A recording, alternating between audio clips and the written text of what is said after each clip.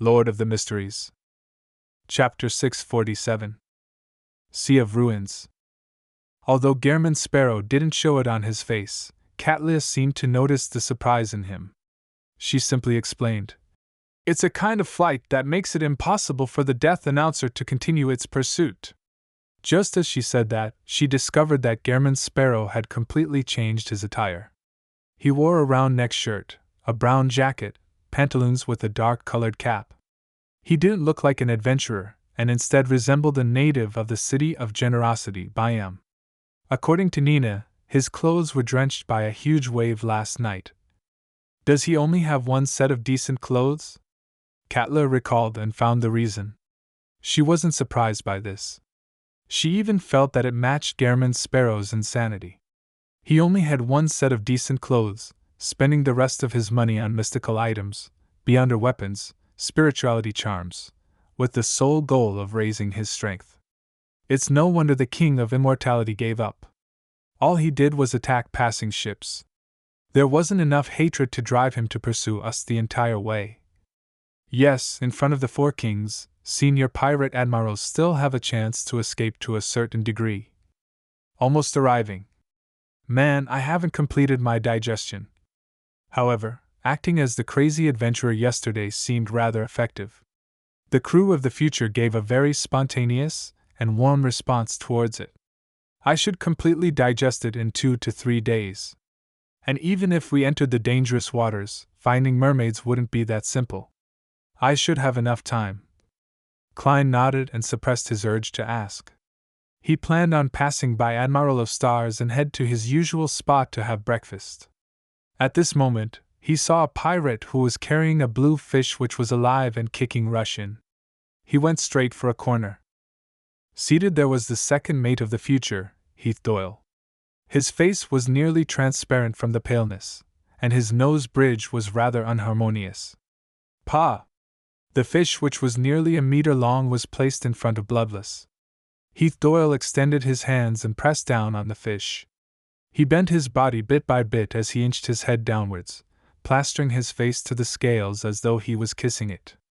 Suddenly, the fish stiffened and, like wax meeting fire, melted rapidly and turned into a disgusting pool of flesh and blood. The flesh and blood surged into Heath Doyle's mouth like liquid as they covered his skin. Amidst the horrendous sight of the squirming, the fish and all the bones, flesh, and blood vanished. Nothing was left behind as Heath Doyle's face appeared very clean. All that was left was the bright red color on his lips like a blooming rose. Rose Bishop. The name of the sequence surfaced in Klein's mind. Katla, who was beside him, also saw the scene as she nudged her glasses. Every Rose Bishop needs to replenish themselves with enough blood and flesh. That way, they can fully showcase their beyonder powers and not lose control after being injured as a result of an intense battle. Her lips curled slightly as she added, "However, the lunatics from the Aurora Order have an inclination towards human flesh and blood. Actually, substitutes would work fine. From the looks of it, this Bloodless with a bounty of 7,600 pounds is really lucky. On the one hand, he's lucky to achieve Sequence 6 at once without any abnormalities or losing control. On the other hand, joining Admiral of Stars' pirate crew is another. Without the secret knowledge that this lady who is being pursued by knowledge possesses, he might have turned into a monster that desires human flesh and blood sooner or later, even if he didn't listen to the true Creator's voice." Klein sighed silently. He was increasingly convinced that the secret's suppliant pathway, which was also the shepherd pathway, was the beyonder pathway which was the easiest to lose control and turn mad. Nothing came close, even the abyss pathway, which represented evil, was slightly lacking. Klein retracted his gaze, and just as he was about to take a step forward, the entire ship jolted. In an instant, the scene ahead of the future naturally surfaced in Klein's mind. The blue sea was being separated by a gigantic crack as infinite amounts of seawater plummeted down into bottomless darkness like a waterfall. This scene was magnificent and mystical. It made one suspect if they weren't on Earth. Whoosh! The future wasn't able to stop in time as it rushed to the edge and quickly plummeted. Bang! Bang! Bang! All the pirates in the dining hall flew up and slammed into the ceiling. Toast, white bread, butter, margarine, beer, and roasted fish flew around at random without settling down.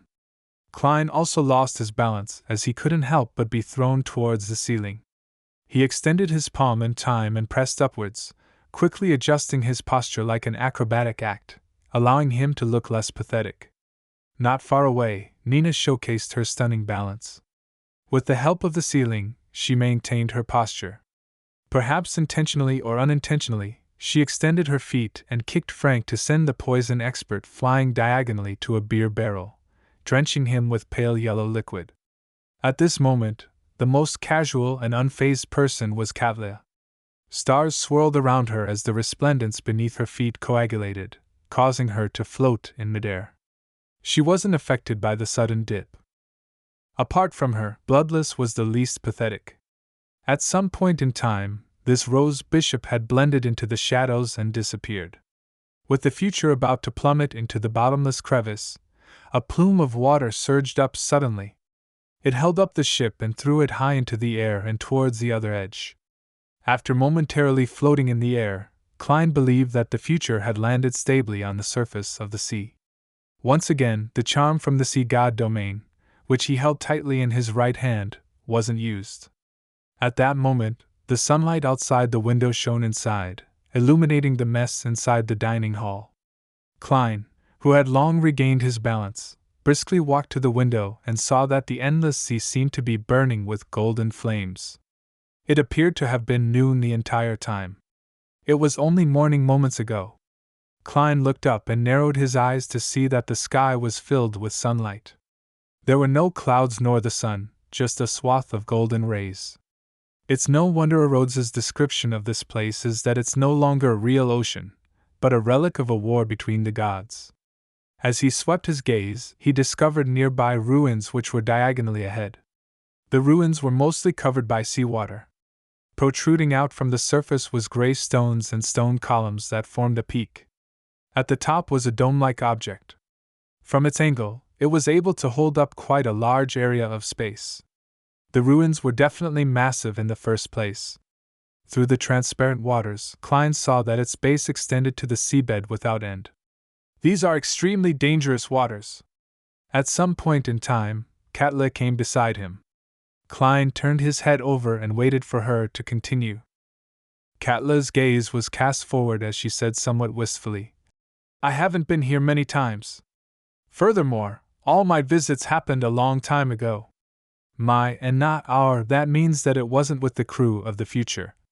Or was it back when she was a subordinate of Queen Mystic?" Klein acutely noticed the terms which Admiral of Stars had used as he made a guess. Katla didn't turn her head as she looked at the sky and sea which were covered in golden flames. No one knows where the ends of these waters are. Nor does anyone know how wide it is. Do you know what's most dangerous about this place? I should have gotten Rhodes to give me a more detailed explanation. Klein honestly shook his head. Previously, he had nearly been caught by a demigod of the true creator. He had only survived thanks to the die of probability. Therefore, in the past 2 months, he didn't dare bring the radio transceiver back to the real world. He was afraid that the true creator, who was closely watching the region, would sense it. Hence, he didn't have an opportunity to contact Rhodes. His original plan was to seek out Will Osepton's help through the paper crane once he approached the dangerous waters, and understand the corresponding dangers of the environment.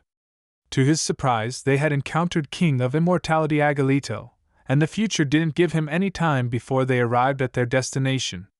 Behind the thick glasses, Katla's black eyes with a purple hue glazed over for a moment. There are many ruins floating here. There are all kinds of mutated monsters. Among them include many demigods who have lost control or ancient evil creatures. This isn't the most dangerous part. If it's only because of this, these waters would have become a hunting ground for the 7 churches, a treasure trove for them to obtain high-sequence ingredients or items. Of course, there are many monsters and evil creatures who have lost control here, but they might not be real. They can kill us, but they might not leave anything behind after they are killed. Upon hearing this, Klein made the connection to the dragon of imagination, Ankwelt. This Dragon King could conjure anything through his imagination. Could it be that these waters were where the ancient gods of the second epoch fought? Klein nearly frowned. Katla said with an ethereal voice as she continued, "Here you will never guess what dangers you will encounter next.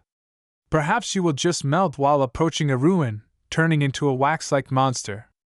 Perhaps you might turn into a rock amidst the storms from slightly deviating from the explored sea routes and end up shattering to pieces. To be under us at our level, that is the greatest danger." Klein turned his head slightly as he sharply asked, "What about beyonders that surpass our levels?" Katlia sighed and smiled. "The waters here are filled with a voice that shouldn't be heard. The higher the sequence, the easier it is to hear it. Therefore, most demigods who dare explore these waters have ended up with problems. They either went mad or lost control, ending up lost here forever. It's no wonder the 7 churches don't send their experts here to reap the harvest. Most of them ended up with problems. Which means that there are a small number of demigods that can survive here?" Enlightened, Klein looked out the window again. At this moment, the future had closed in on the ruins. Suddenly, a loud and clear panting was heard by everyone.